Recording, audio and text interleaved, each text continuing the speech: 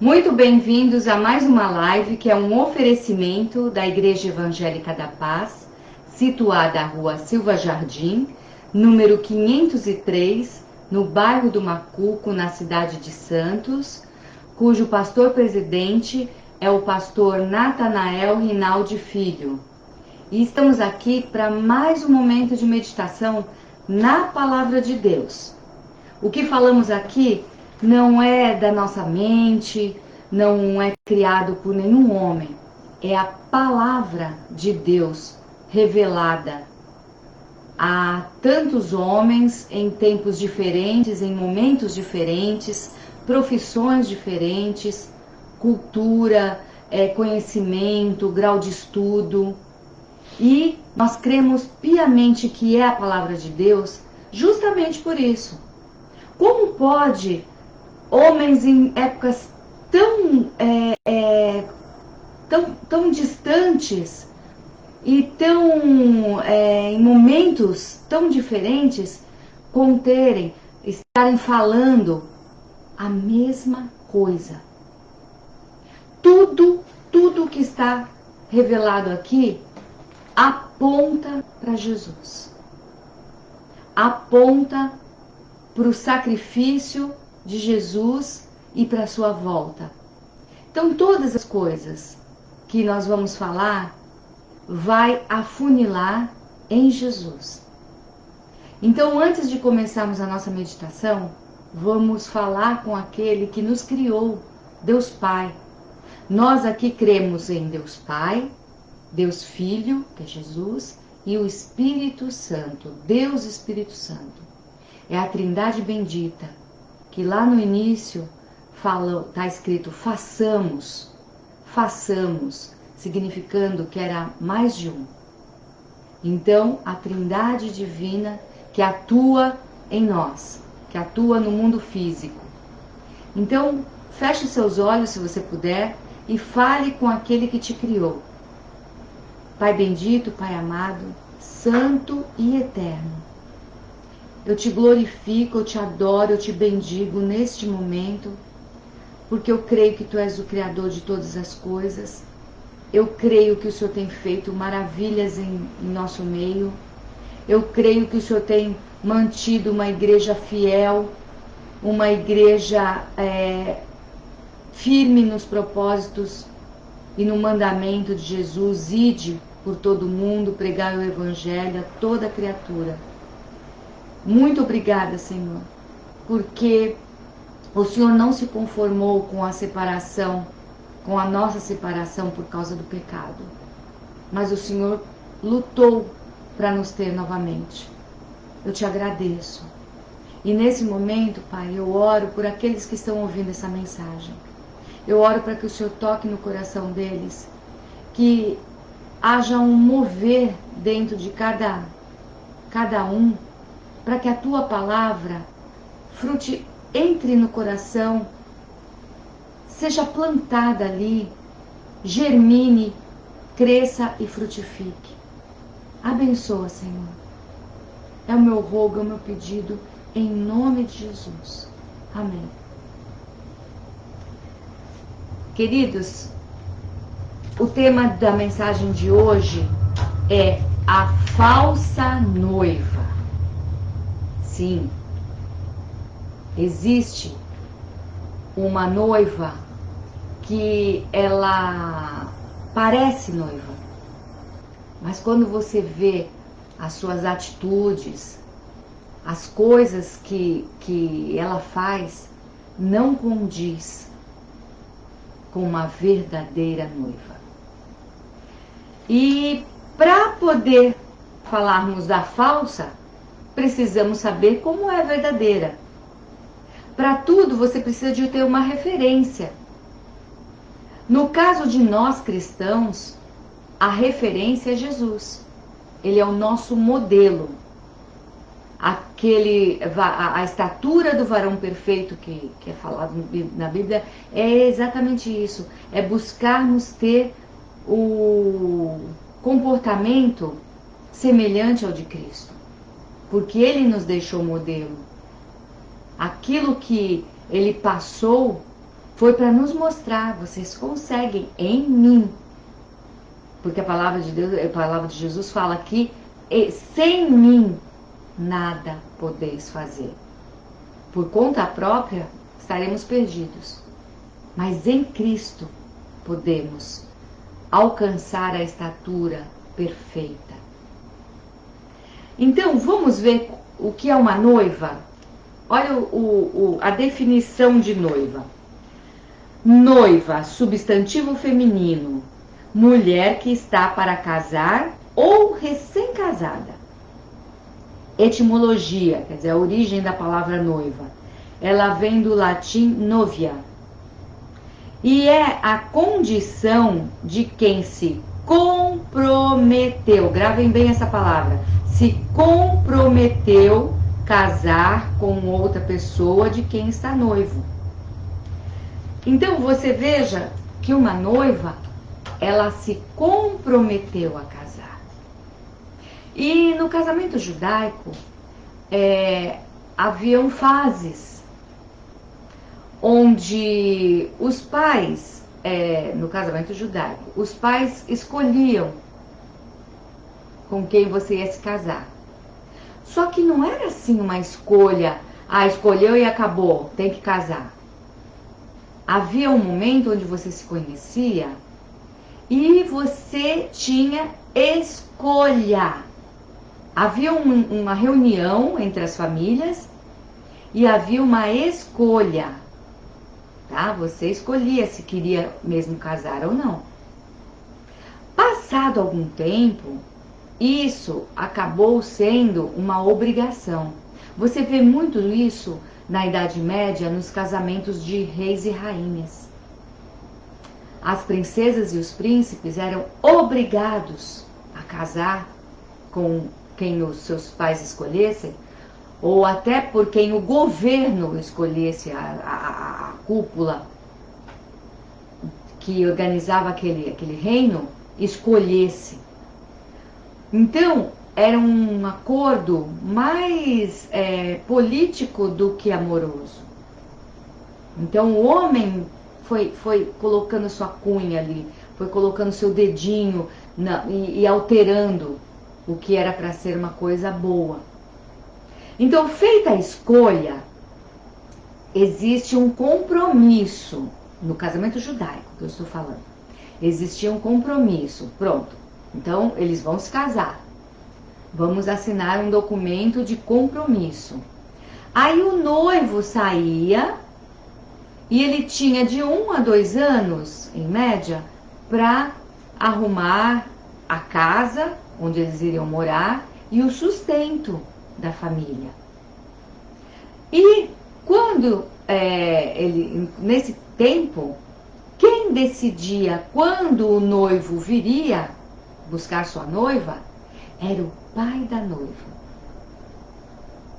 que escolhia, olha, pode vir buscar, era o pai do noivo, pode ir lá buscar a sua noiva. Então o pai do noivo, quem determinava, já está na hora, vai lá e pega a sua noiva, que nós vamos fazer a festa de casamento. Aí sim, o noivo ia, ninguém sabia quando o noivo chegaria, porque só o pai do noivo que iria decidir isso. Aí, autorizado, o noivo chegava de surpresa. Nesse meio tempo, enquanto o noivo estava lá, trabalhando, construindo a casa, a noiva estava se preparando para o casamento. Então ela tinha todo um proceder, ela tinha que se cuidar moralmente, ela precisava adquirir qualidades de esposa, ela começava a se dedicar, a cozinhar, a cuidar da roupa, a cuidar da casa, ela começava a se aperfeiçoar na função que ela haveria de cumprir, que era de esposa. Então, tanto o noivo quanto a noiva tinha um período de preparação. E aí, pronto, o noivo veio de surpresa. A noiva tinha que estar pronta. Aí eles vão para as bodas, para a festa de casamento. Ali na festa que durava vários dias, era aquela alegria, aquela festividade. Ah, e outra coisa, quando houve a escolha, também havia o pagamento de um dote. Porque aquela noiva, naquela época, a moça, ela era mais uma mão para trabalhar dentro da casa do seu pai. Ela tinha muita utilidade para a família. Então, quando ela era retirada da sua família, o noivo ele pagava um dote para o pai da noiva, porque ele ficaria em prejuízo. Então havia um pagamento de dote. E ali o noivo pagou para ter a sua noiva. Pagou um preço para ter a sua noiva. E agora nós estamos no casamento, né? Aquele casamento que dura vários dias, aquela festividade. E finalmente eles poderão viver juntos, como uma só carne. Eles terão uma unidade. Este é o casamento judaico, que eu vou falar todo comparativo com o noivo que é Jesus. Só que no Velho Testamento, o tempo inteiro, Deus se coloca como o marido e o povo escolhido por ele a partir de Abraão, vamos ver aqui, ó, foi feito uma aliança com Abraão, lá em Gênesis 15, 17. Tá? Gênesis 15, 17. Então, nós temos a aliança. Então, estamos indo para o Velho Testamento. Deus, que se coloca como marido, em Gênesis 15, 17, fala o seguinte: e sucedeu que, posto o sol, houve escuridão, e eis que um forno de fumo e uma rocha de fogo... Opa, não é isso. Gênesis 15, todo o Gênesis 15, fala sobre que Deus anima Abraão e promete-lhe um filho. Deus faz um pacto com Abraão. Naquele mesmo dia fez o Senhor, 18, Gênesis 15, 18. Naquele mesmo dia fez o Senhor um concerto com Abrão, dizendo: à tua semente tenho dado esta terra, desde o rio Egito até o grande rio Eufrates, e o Queneu e Quenezeu e o Cadmoneu, Eteu, Ferezeu, Refaíns, Amorreu, Cananeu, Girgazeu e Jebuseu. Os povos ali, né? Seriam... aquela terra toda seria dada para Abraão, que se tornou Abraão. Então ali Deus faz um pacto com um homem que formou uma grande nação. E essa nação, que veio a partir de Abraão, que teve esse pacto, essa aliança que Deus fez, ela foi confirmada com Isaac, lá em Gênesis 26, 3. Então, Isaac, filho de Abrão, peregrina nesta terra, e terei contigo e te abençoarei, porque a ti e a tua semente darei todas estas terras, e confirmarei o juramento que tenho jurado a Abraão, teu pai. Então, está confirmado com Isaac. Mas depois, ele reafirma com Jacó, que foi renomeado Israel. Jacó é Israel. Então, esse compromisso com Deus, que Deus fez no passado, no Velho Testamento, foi um compromisso com um povo. E Deus se colocou com este povo como se ele fosse o marido e o povo fosse a esposa. Então, você lê todo o Velho Testamento e você vê Deus se colocando como um esposo fiel, amoroso, comprometido, porque ele fez uma aliança, tá? E muito cuidadoso. Ele fez tudo por essa noiva, que é esse povo escolhido. Então, você no Velho Testamento você tem Deus, marido, Israel, né? Que é o povo, a partir de Abraão, como noiva. E nesta relação de marido e noiva, você vai vendo Deus, marido e esposa, porque lá no Velho Testamento ficou uma coisa mais como esposa, como se ele já tivesse casado com essa nação, com essa noiva. Então você vê muita traição.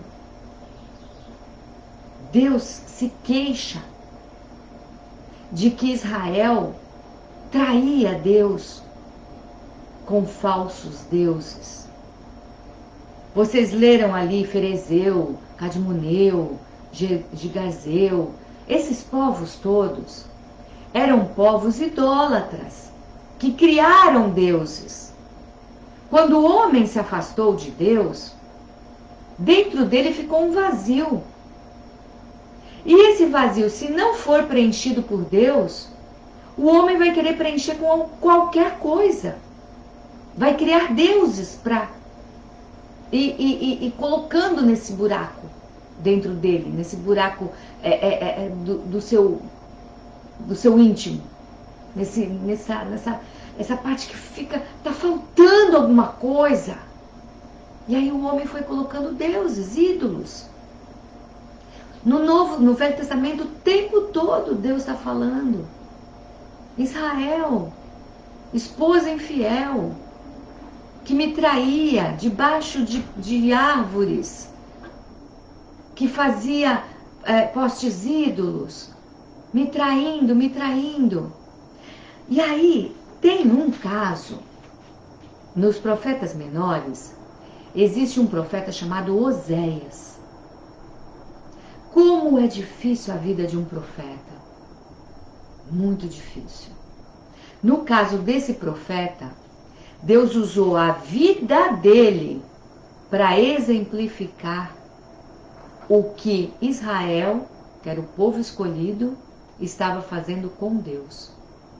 Oséias, amando de Deus, se casa com Gomer, uma mulher que o traiu, vivia traindo durante ele só fazendo coisas boas para essa mulher e a mulher o traindo. E os filhos que foram sendo gerados foram tendo nomes, e os nomes eram para avisar o povo: olha, Deus está usando a minha vida para falar para vocês. Vocês estão traindo a Deus. Então você vai ver lá em Oséias, procurem ler, procurem estudar a Bíblia, não só ler, estudem a Bíblia. Peguem boas referências, bons livros e se dediquem à palavra de Deus. Porque ela está gritando tudo o que está acontecendo nos dias de hoje.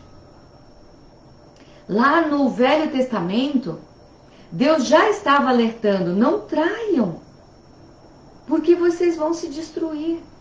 E aí nessa história, Gomer traiu, abandonou o seu marido, Oséias, foi com seus amantes e acabou sendo feita prisioneira. Foi parar numa feira de escravos. Sabe o que seu marido fez? A comprou de volta, lavou, limpou suas feridas, pôs roupa nova nela, pôs joias e falou: vem morar comigo de novo, eu te amo tanto. Foi isso que Deus fez. Ele, desde o princípio, já tinha elaborado um plano de resgate. O homem busca ídolos, mas eu quero ele para mim. E foi Jesus a resposta. No Velho Testamento, Deus se colocou como marido e Israel como esposa. No Novo Testamento, esse noivo, ele vem e morre. Ele morre. Ele pagou o dote com o seu sangue. Pagou o dote pela sua noiva com o seu sangue. Foi isso que Jesus fez na cruz. Pagou o dote. E aquele que aceita o sacrifício de Jesus se torna noiva. Verdadeiramente noiva. Uma noiva que agora precisa se preparar. Porque este noivo que pagou o dote com o seu sangue, ele ressuscitou e subiu aos céus. Ele está lá num período em que ele vai voltar para buscar a sua noiva. Só que ele só pode vir quando o Pai determinar. Vai buscar a tua noiva, você já está no tempo certo. Vai lá, vai buscar. Vamos fazer uma grande festa aqui. E é isso que nós estamos aguardando. A verdadeira noiva é todo aquele que aceita o sacrifício de Jesus. Deus tem um compromisso com uma nação específica, que é Israel. Deus ainda vai tratar com Israel. Mas na época que Jesus estava aqui, o povo esperava um Messias que o libertasse fisicamente da opressão romana. O povo o tempo inteiro esperava um libertador, porque havia muita promessa de que viria o Messias.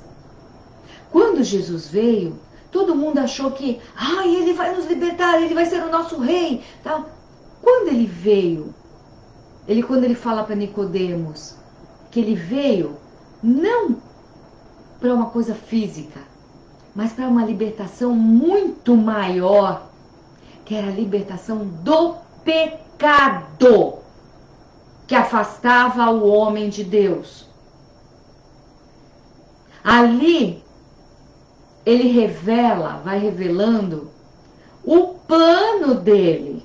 Eu não vim só para libertar deste momento. Eu vim para libertar toda a humanidade do pecado que afasta de Deus. O meu projeto é muito maior.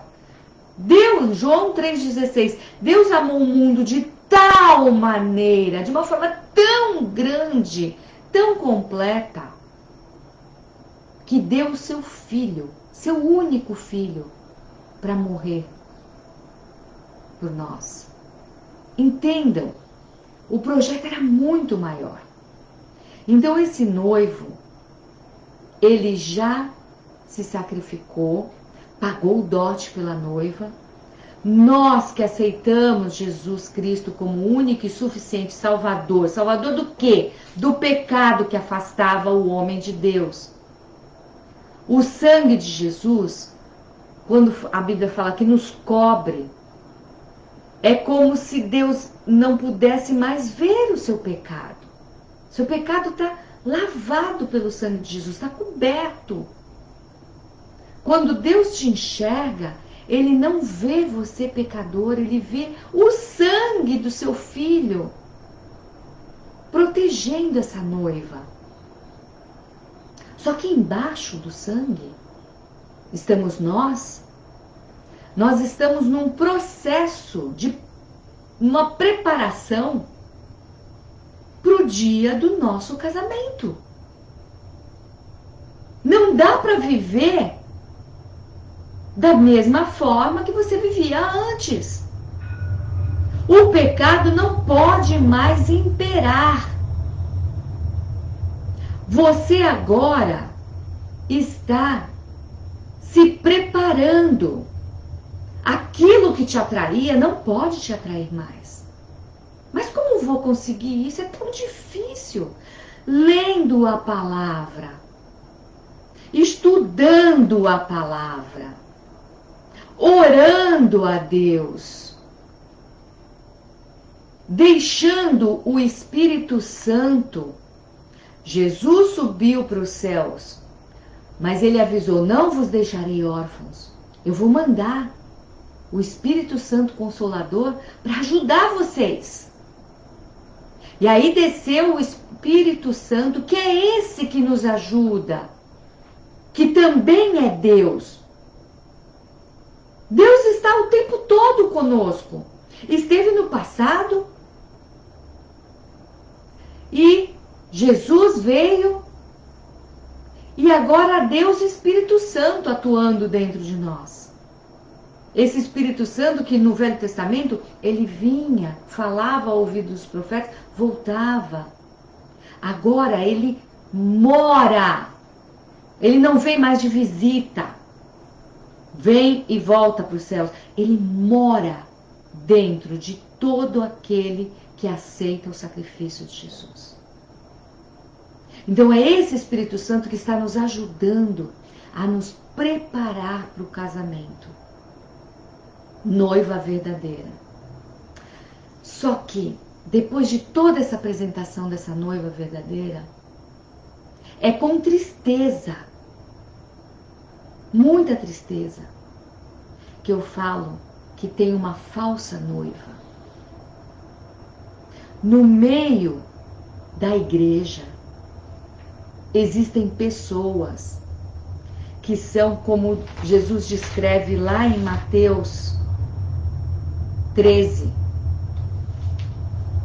Fala do trigo e do joio.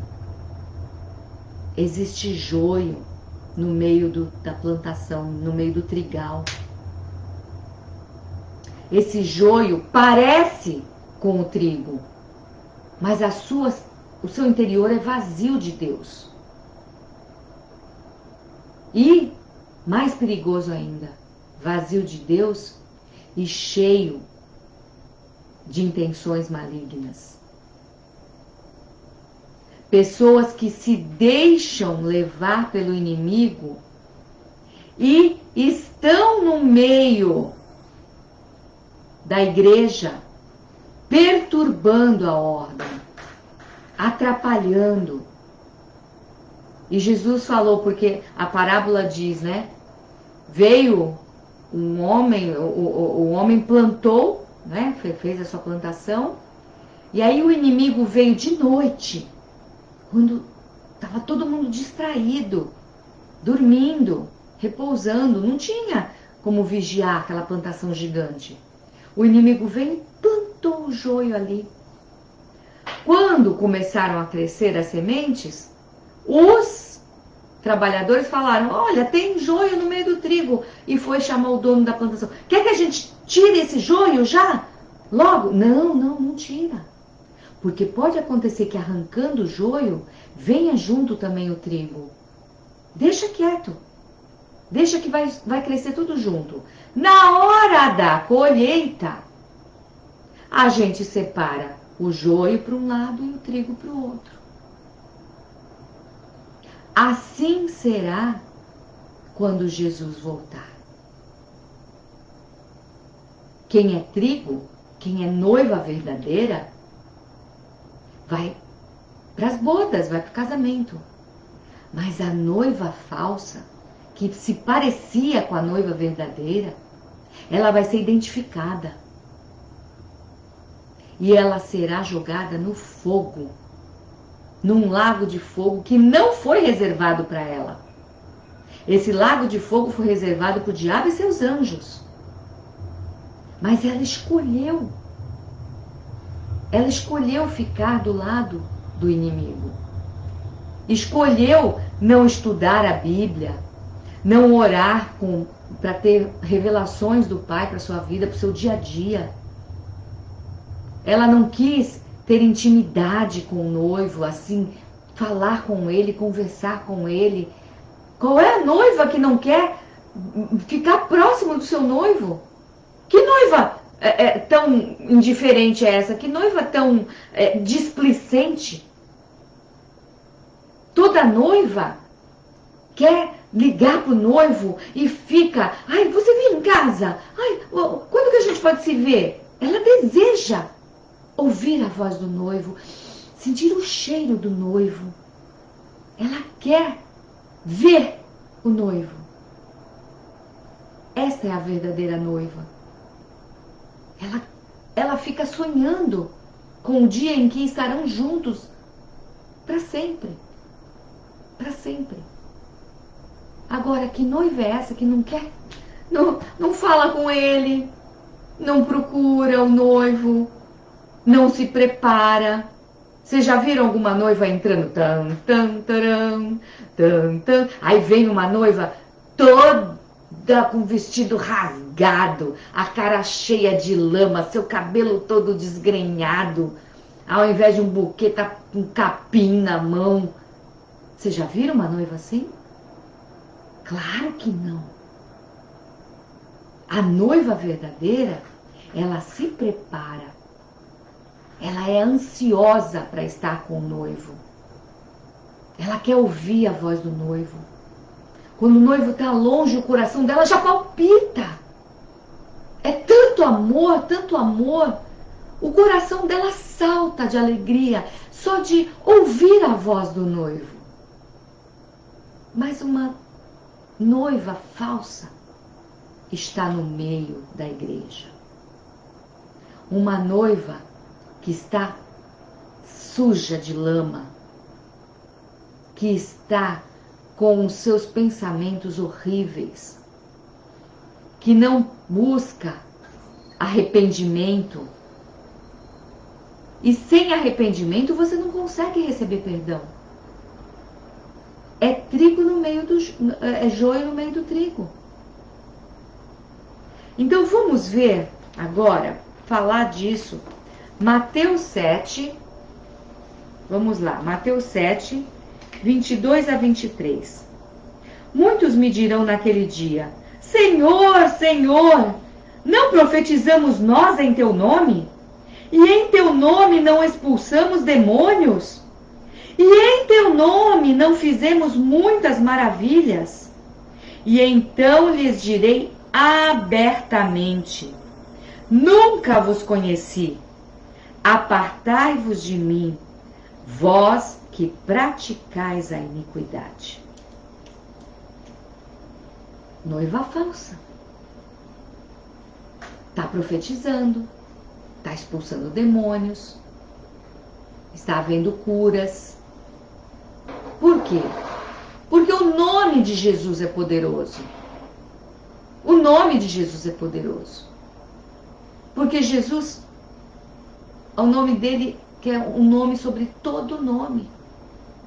Só que não adianta você fazer as coisas para Deus e não obedecer a Deus na sua intimidade. Aquele que me ama, obedece às minhas palavras. Vai lá em 1 João, estude a Bíblia, leia 1 João. Você ama o noivo, então obedeça suas palavras. Obediência.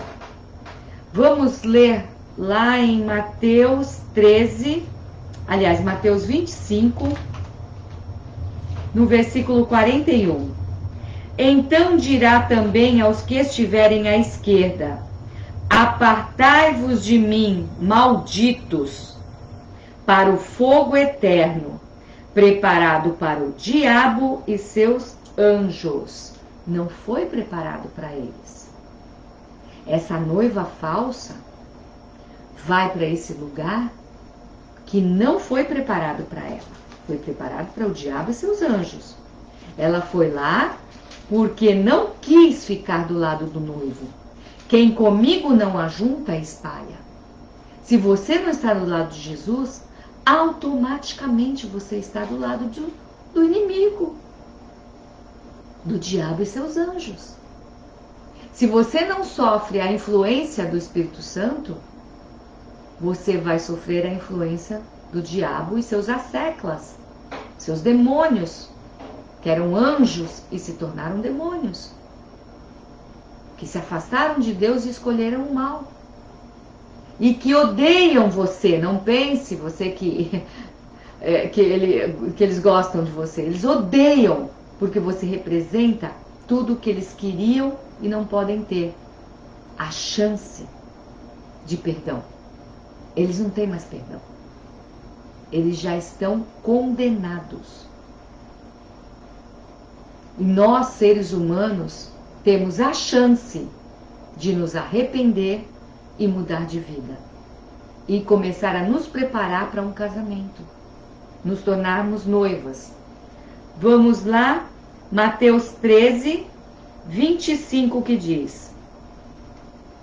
Mas, aqui ó, veja só. Mas dormindo os homens, veio o seu inimigo, semeou o joio no meio do trigo e retirou-se. Tá?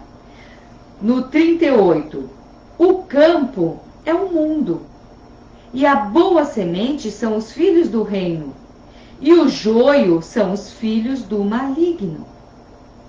No versículo 40, assim como o joio é colhido e queimado no fogo, assim será na consumação deste mundo. Queridos, duas noivas, a verdadeira tem o Espírito Santo dentro dela, preparando, ajudando na preparação para as bodas. A falsa noiva está no meio da igreja, perturbando, tendo o inimigo soprando no seu ouvido e tendo espaço.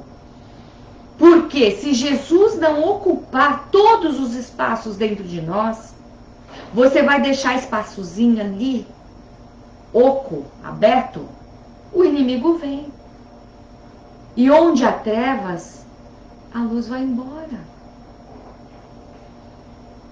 Deus não compactua com o pecado. Se você não escuta a voz do Espírito Santo, ele não tem condições de te ajudar a se preparar para o casamento. Você passa a ter trevas dentro de você. E ali, você acha que é noiva, mas as suas atitudes não são atitudes de noiva. Você não pode querer servir a Deus e servir ao diabo. Ou você serve a um, ou você serve a outro.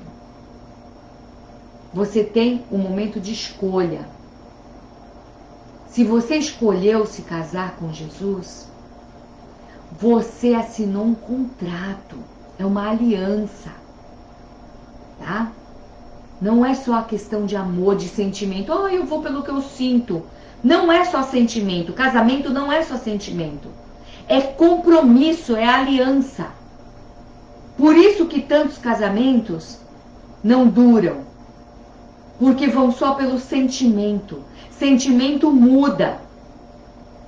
Quando você tem um compromisso, uma aliança, mesmo que seus sentimentos mudem, por causa daquela aliança, você vai lembrando do passado. Por que eu gosto dessa pessoa? Por que eu me aproximei dela? Ah, foi por isso. E começa a reavivar, a colocar lenha nessa fogueira e aquecer. E novamente vem.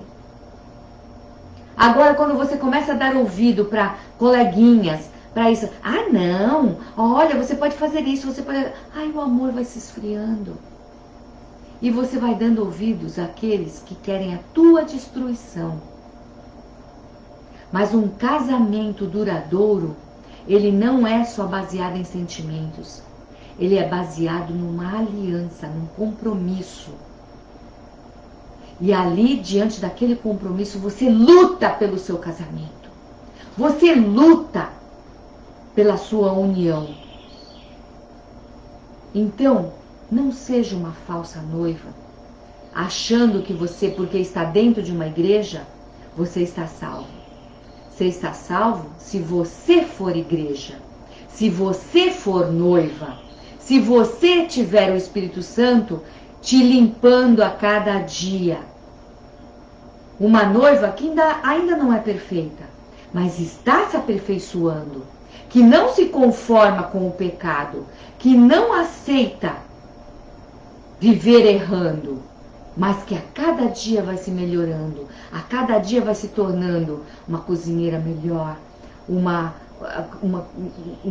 casa mais organizada, uma vida mais correta. A cada dia você vai se aperfeiçoando, porque você tem ajuda, você tem quem está do seu lado. Então, seja a noiva verdadeira.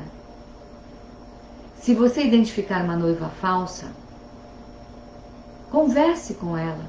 Se ela se arrepender, ela pode entrar e começar a se preparar também.